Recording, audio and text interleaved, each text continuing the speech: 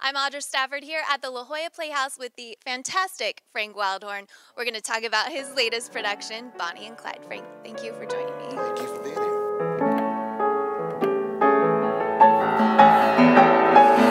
Bonnie and Clyde's been in my life for a long time because in the late 90s, when I was running a division of Atlantic Records, I was going to do a song cycle about Bonnie and Clyde. And I wanted very much to work with Don Black, the lyricist. And I thought this might be a really neat idea for us to work together without having to actually write an entire show. Let's just write a song cycle and I'll make a record of it. And I was very lucky that he said, yeah, let's go do that. And we had a great time writing the original songs. And then lo and behold, that turned into kind of a little bit of a laboratory of making it an entire show. And as time went on, we brought together, the rest of the creative team, and then Ivan came on board to write the book and Jeff to direct, and here we are in La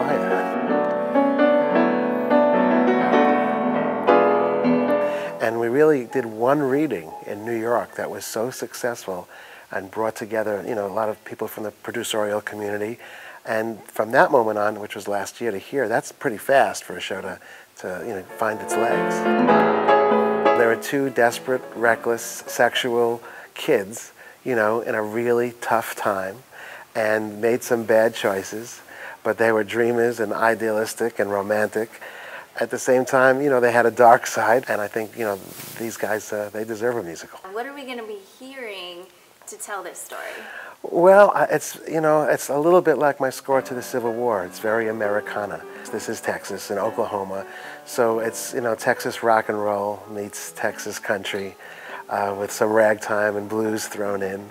A little Aaron Copland to give us the kind of American Gothic size and sweep of it, and a lot of me. This is just one of many, many, many shows that you have in the works. Yeah, it's unbelievable what's going on right now, because Wonderland, which is a huge spectacle, big production, is being born right now in Tampa, Florida. Its opening is 1 week later than this one. So I have been ping-ponging both sides of the country, for weeks now. And like I need to be at Sitzprobe here, then the next I need to be at Sitzprobe there. Now I need to be at the first preview here, and in a couple of weeks is first preview there. Then I'll come back for the opening here, and then go back for the opening there. So it's been fun. In fact, at the beginning of next year, Havana is coming, which I think will start in California as well. So it's been kind of nuts, but a lot of fun, and I wouldn't want it any other way. Is it ever hard to keep them all straight?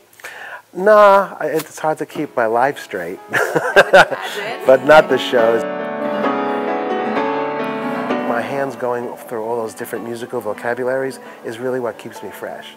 So if I'm writing Bonnie and Clyde and it's very Americana or country and stuff like that, and then I go to Havana, which is big band and Latin and Afro-Cuban rhythms and stuff, by the time I go back to Bonnie, I'm fresh again, so I like to work that way. This stuff is about passion for me. That's who I am, and that's what it's about. And I know the performers get that, and so they put it out there, and I believe if they do that, the audience will give it back. I think it's going to be a great night at the theater, and I can't wait to get going here.